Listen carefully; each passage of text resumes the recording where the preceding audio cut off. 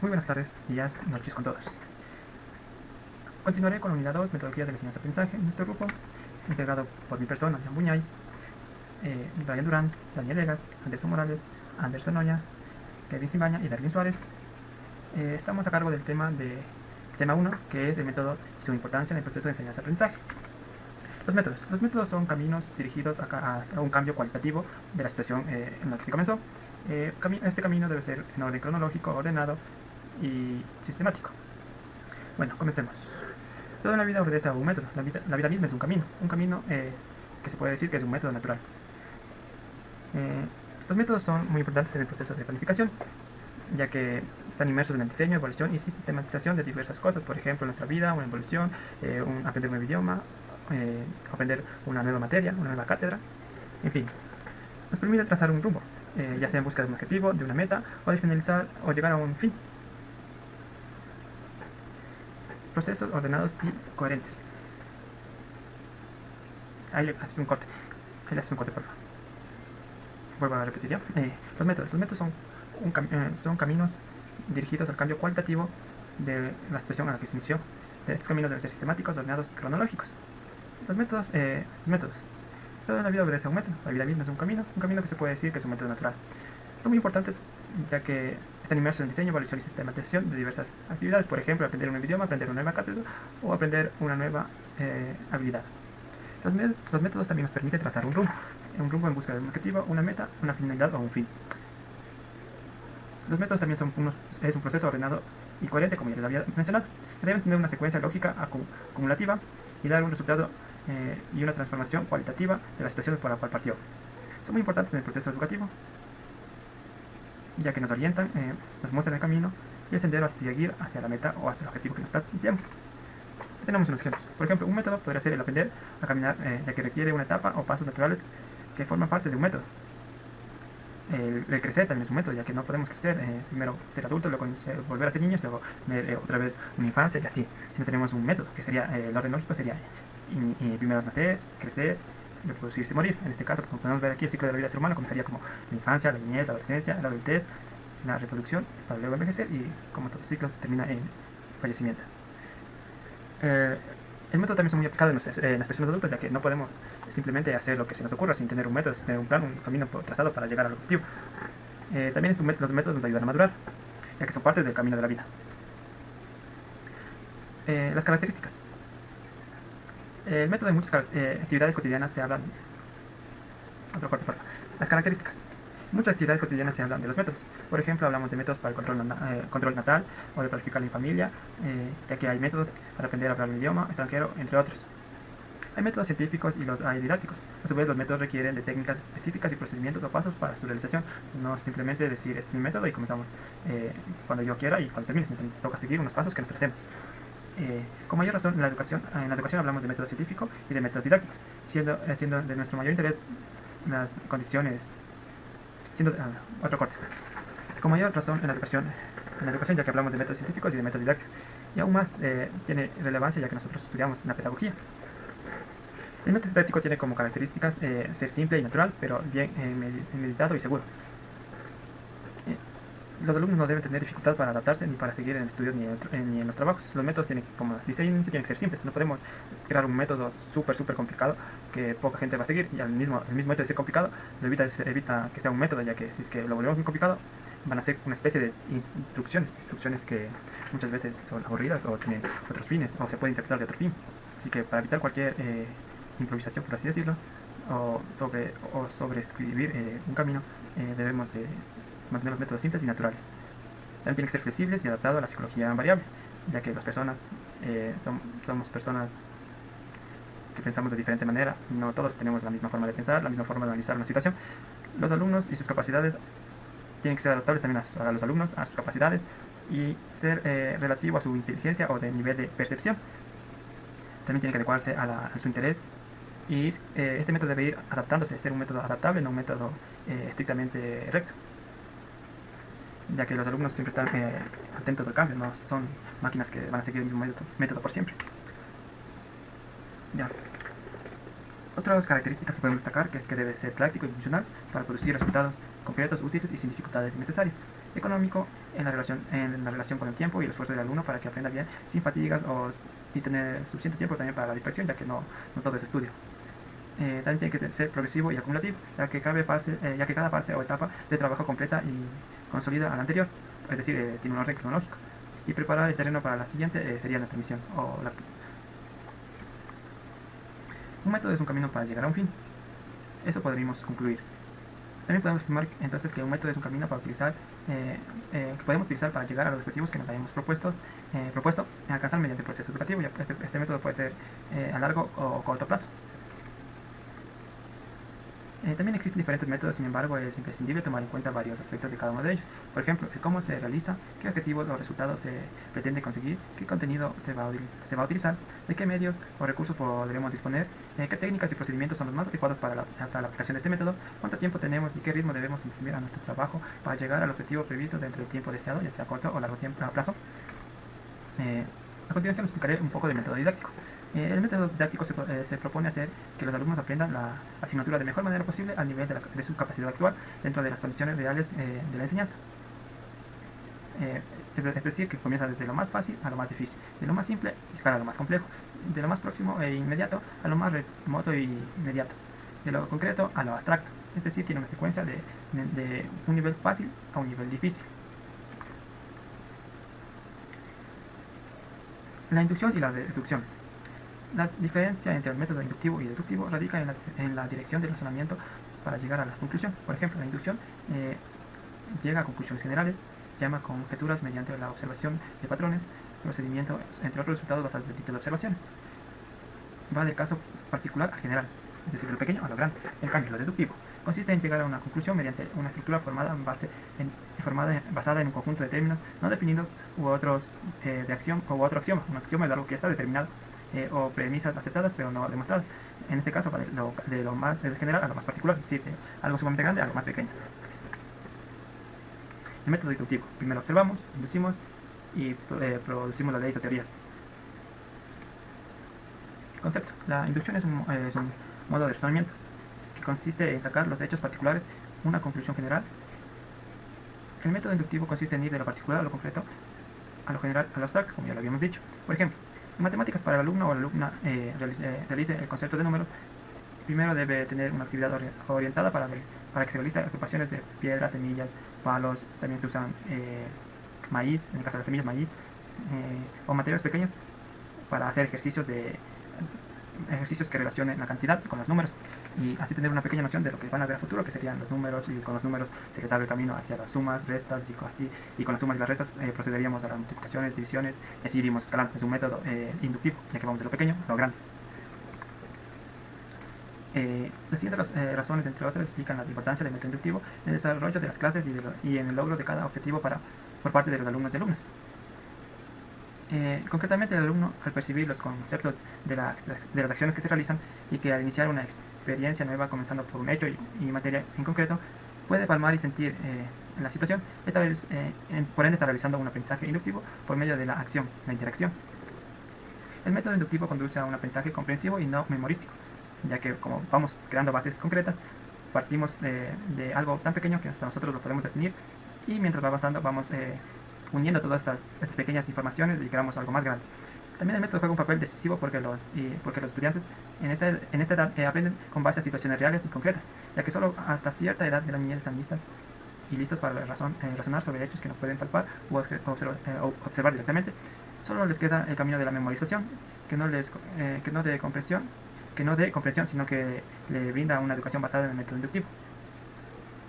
El proceso de inductivismo es la base de los métodos de enseñanza-aprendizaje, que enfatiza en el descubrimiento, la construcción y la acción por parte del estudiantado.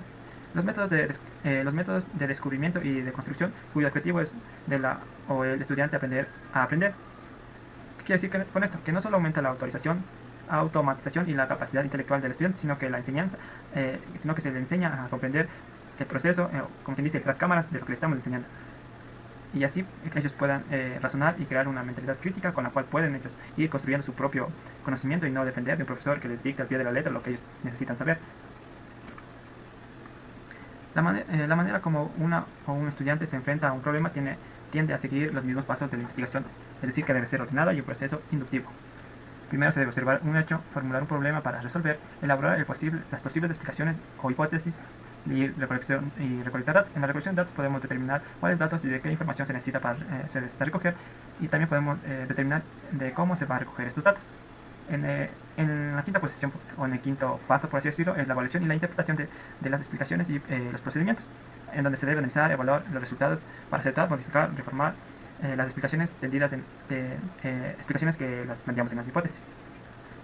También se debe establecer las conclusiones generales a las cuales llegamos a través del análisis de los datos que recogimos antes.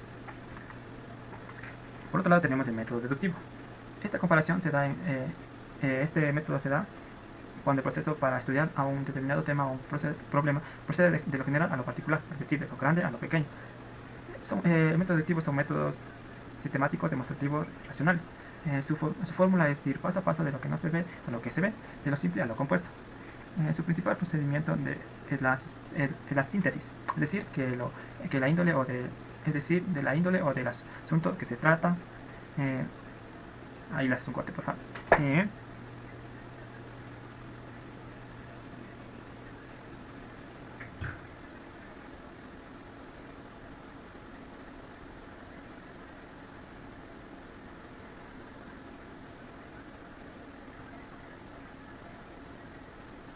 Uno, dos, tres.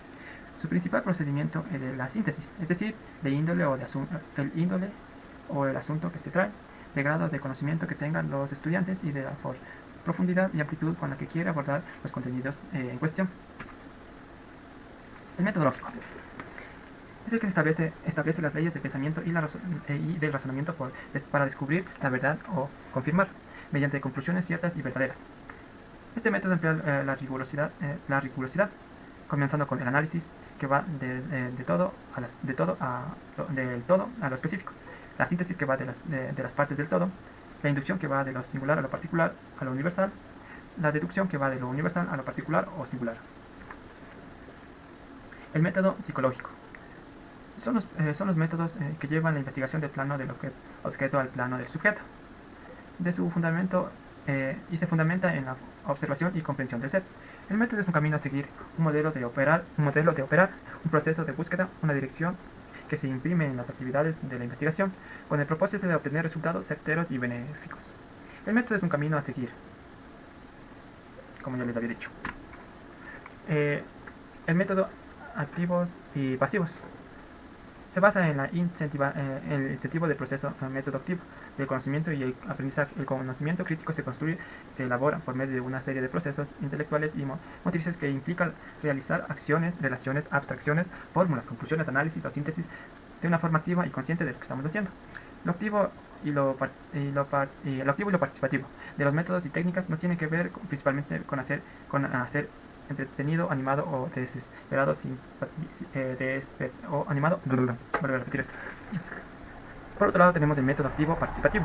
Se basa en el incentivo del propio método activo del conocimiento y el aprendizaje. El conocimiento crítico se construye, es decir, se elabora, por medio de una serie de procesos intelectuales y motrices que implican realizar acciones, relaciones, abstracciones, fórmulas, conclusiones, análisis o síntesis de forma activa y consciente. Lo activo y lo participativo de los métodos y técnicas no tienen que ver principalmente con hacer entretenido, animado o despertando simpatía ante un proceso educativo. Aunque por supuesto esto no deja de tener su importancia, porque una clase animada siempre será mejor recibida que una clase aburrida. Pero pero lo que vamos es que el sentido fundamental del contribuir a formarnos con personas críticas y transformadoras, ese debe ser nuestro objetivo. Las leyes o principios que tienen en cuenta los métodos activos participativos son las siguientes. El principio de intuición. Esto nos dice que debemos intuir, y esto significa que etimológicamente que debemos ver y captar. La inducción puede ser directa cuando se aprecia las cosas directamente, o indirecta cuando se aprecia por medio de analogías o ejemplos. El principio de actividad es la concepción que rige el hacer de una persona o su facultad de obrar, de actuar. Genera autonomía. Se entiende como mente activa, reflexiva, e implica la inconsciencia de los que de que los previos marcan la calidad de la acción. El principio de realismo. La educación debe ser para la vida con la vida. Es decir, que tenemos que acercar nuestros conocimientos a cosas que posiblemente nuestros estudiantes van a necesitar, ya sea en su vida laboral o en su vida cotidiana. Aunque cabe destacar que tampoco, porque no vayamos a usar un teorema de Pitágoras, no lo debemos enseñar.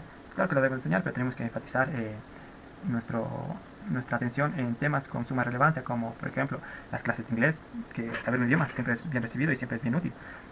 Eh, escribir una carta, escribir de forma correcta oraciones, formular oraciones de forma correcta. Son cosas más cotidianas que y que sí utilizaremos. También tenemos el principio de la repetición. Para intentar dar un fundamento al impulso de los seres humanos a repetir actos, pensamientos, sueños, juegos, escenas o situaciones desagradables o incluso dolorosas.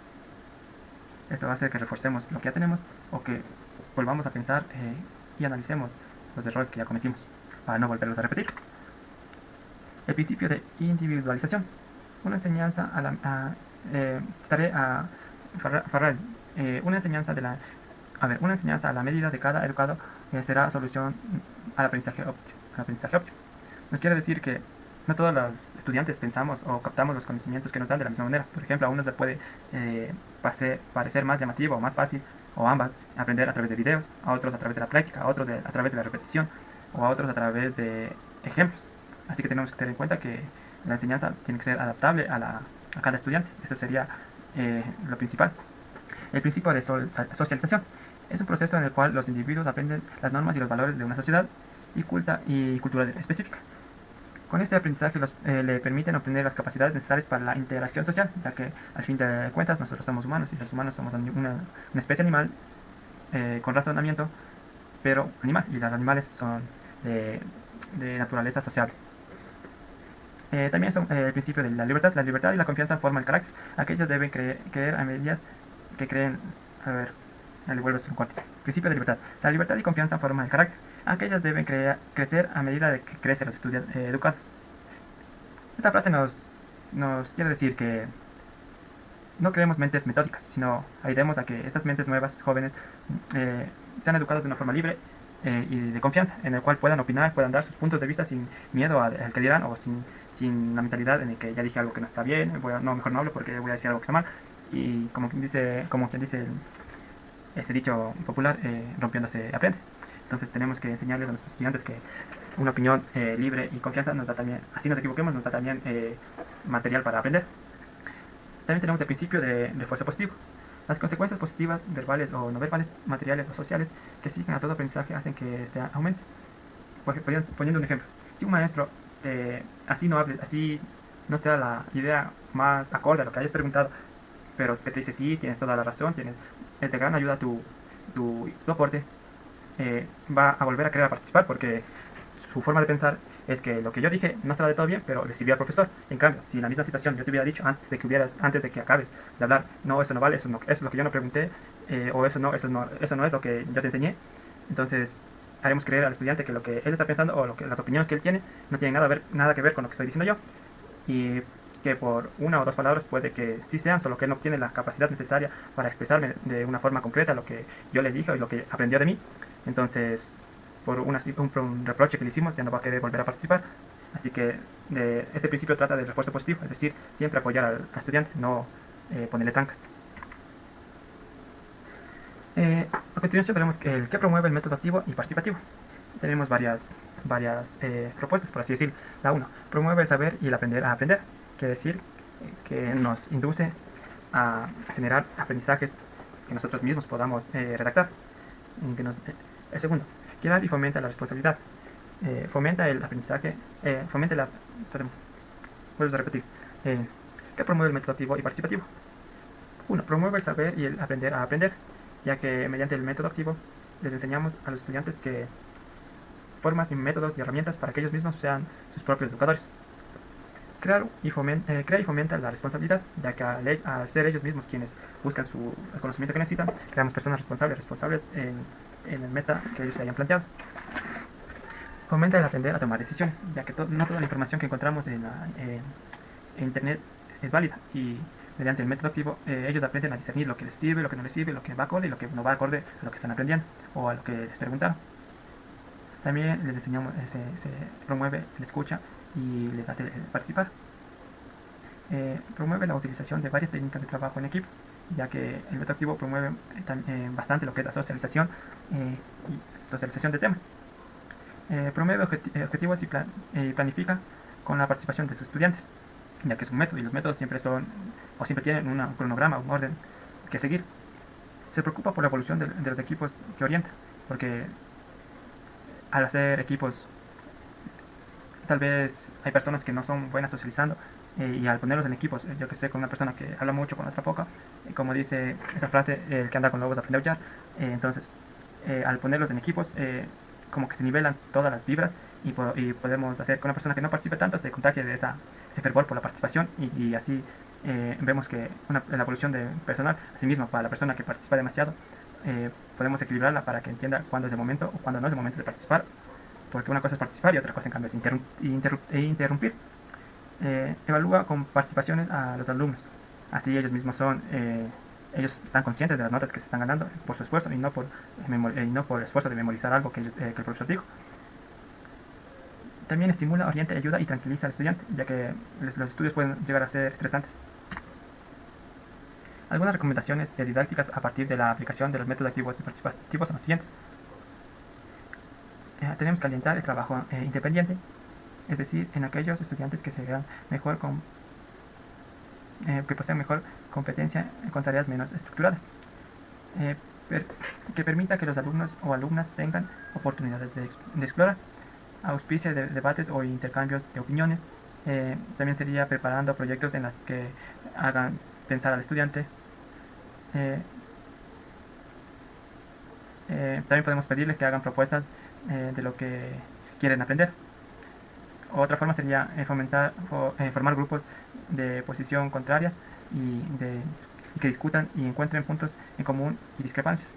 Ponerles un tema y que ellos mismos eh, debatan y entre ellos mismos lleguen a una conclusión y a las diferencias entre uno y otro tema. También debemos de equilibrar los objetivos conceptuales y los procedimientos y las actividades. Y otra recomendación que se les puede dar es ser flexibles. Si un método técnico o procedimiento no funciona con algunos alumnos o alumnas o equipos de trabajo, tenemos que buscar otra técnica dependiendo la forma de ser de cada estudiante o de cada grupo de trabajo. Algunos ejemplos de las etapas de un método activo para orientar el proceso de formación de los y las estudiantes serían las siguientes. La primera etapa podemos decir que es la elaboración del plan de trabajo con la comunidad y los alumnos. En la segunda etapa presentamos, analizamos y discutimos con los padres o representantes de familia y el alumno el plan de trabajo que se va a tomar durante un año lectivo o durante el primer semestre, creo que es, o a un plazo, pero tener un plan de trabajo en el cual los padres y los estudiantes estén conformes. La tercera etapa sería constituir los equipos de trabajo con el cual se va a desarrollar y evolucionar y darles que ellos escojan sus responsabilidades y roles en cada equipo. La cuarta etapa consiste en las reuniones con las personas responsables de los equipos de trabajo, es decir, con los coordinadores de cada equipo de trabajo, para ver cómo vamos, qué falencias tiene, quién trabaja, quién no trabaja, quién aporta menos, quién aporta más, quién se complica menos, quién se complica más. En la quinta etapa podemos decir que van las reuniones con cada equipo de trabajo para ver su desarrollo y su avance con los temas planteados con los padres y estudiantes mismos. En la sexta etapa va la investigación bibliográfica individual de cada estudiante, es decir, que aquí entramos en el trabajo individual, ya que también, a pesar de ser personas sociables, también somos personas únicas y irrepetibles, por ende tenemos que también fomentar el trabajo individual. No quiere decir que los apartemos del grupo, sino individual, en que tú pienses por ti mismo y tú con ese conocimiento aportes a tu equipo. No que con tu conocimiento hagas tu tema y tú impongas tu forma de pensar a los demás. En la séptima etapa va la verificación de la presentación de los trabajos individuales realizados y comparar también con los restos de equipo. Siguiente etapa sería los talleres o hacer una pausa o planería de interaprendizaje con todos los equipos. En la siguiente etapa tendríamos los talleres de interaprendizaje con todos los equipos. En la novena etapa encontramos la discusión general, acuerdos y compromisos dependiendo a las conclusiones que hayamos llegado. En la décima etapa vamos a la evaluación de los trabajos realizados, donde se evaluará la evolución cualitativa de los equipos y la evolución cualitativa de cada persona como ser individual. Por otro lado tenemos la concepción metodológica dialéctica. Oscar Jarre, eh, que al respecto nos dice que la concepción metodológica dialéctica permite articular lo particular de lo general, lo concreto de lo abstracto, y permite responder a la dinámica cambiante y contraria de la realidad, permite vincular la práctica con la otra, con la teoría, y permite conocer la realidad y transformarla. La realidad histórico-social como totalidad es podemos decir que es un punto integrado en el que las partes no se pueden entender separadamente. Es en una totalidad no vista como la suma aritmética de las partes, sino una relación con la articulación interna de todas sus múltiples relaciones, como si fuera una especie de raíz entrecruzada por una soga. Así podríamos decir que es. En la realidad en permanente movimiento. La realidad en permanente movimiento nos dice que la historia siempre cambia, nunca está uniforme, y debido a la tensión que ejerce incesantemente las contracciones e interrelaciones de sus elementos, no puede mantenerse quieta. No es un conocimiento y la realidad no siempre será la misma. La realidad que vivimos hoy no es la misma que vivimos ayer, y la realidad de hoy no será la misma que tengamos mañana. Nosotros también somos sujetos partícipes del aprendizaje. Desde la perspectiva dialéctica nos aproximamos a la comprensión de los fenómenos sociales desde el interior de su dinámica, con sujetos particulares en la construcción de la historia, totalmente implicados en la forma activa de sus procesos. Nuestra práctica particular como persona o grupo social nos hace parte social e histórica de la humanidad. Somos protagonistas o víctimas de sus cambios y movimientos. No podemos contenernos con describir y observar. Por ello, no podemos aspirar simplemente a descubrir los fenómenos o a observar sus comportamientos, sino que debemos proponernos intuir y comprender sus causas y sus relaciones, identificar sus contradicciones profundas, situar honradamente nuestras prácticas como parte de esas contradicciones, y luego a imaginar y a emprender acciones tendientes a transformarlas. Repito. También tenemos que tener en cuenta que somos sujetos partícipes. Desde la perspectiva dialéctica nos aproximamos a la comprensión de los fenómenos sociales desde el interior desde su dinámica, como sujetos partícipes de la construcción de la historia, totalmente implicados de forma activa en su proceso. Nuestra práctica particular como personas o grupos sociales nos hace parte social e histórica de la humanidad. Somos protagonistas o víctimas de sus cambios y movimientos. No podemos contentarnos con descubrir y observar. Por ello no podemos aspirar simplemente a describir los fenómenos y observar sus comportamientos, sino que debemos proponernos intuir y comprender sus causas y sus relaciones, identificar sus contradicciones profundas, situar honradamente nuestras prácticas como parte de esas contradicciones, y llegar a imaginar y a emprender acciones que tiendan a transformarlas. La articulación entre teoría y práctica. De esta visión surge una comprensión articulada entre teoría y práctica, que privilegia en definitiva a la práctica, coloca a la teoría en función e interacción con aquella. En los procesos educativos, por ejemplo, debemos siempre participar en la práctica de los estudiantes, seguir en todo un proceso de teorización que permita comprender esa práctica dentro de una visión histórica y de totalidad, para finalmente volver de nuevo a una práctica y, gracias a una comprensión íntegra y más profunda del proceso de sus contradicciones, obtener conscientemente una perspectiva transformadora, ya que al primero ver una forma teórica, los pasos, y luego llevarlos a la práctica y luego volverlos a reforzar con un poco de teoría, nos acercamos a un mundo más real, no un mundo hipotético en el que todo va a salir bien. Por ejemplo, podemos enseñar a un estudiante a hacer un cilindrado, pero ¿qué pasa si en la práctica este cilindrado no está bien centrado y no nos sale bien? Eso no nos enseña la teoría. La teoría nos enseña que el cilindrado es un movimiento longitudinal en el torque, pero no nos enseña cómo es la forma de agarrar, los trucos, mañas y la forma correcta y la implementación de la experiencia del docente que ya pasó por esta situación para crear un buen cilindrado, no solo un cilindrado. ¿Qué significa partir de la práctica? Significa que hay que partir de las características y situaciones concretas que el grupo de estudios tiene, es decir, partir de lo que ellos y ellas piensan, saben, sienten, viven, hacen y conocen respecto al tema que se va a trabajar, ya que que sea un poco, que sea la mínima parte, hemos de saber de algo. Así sea la primera vez que veamos, siempre tendremos un poco de noción, y el docente tiene la obligación de partir de lo que sabe.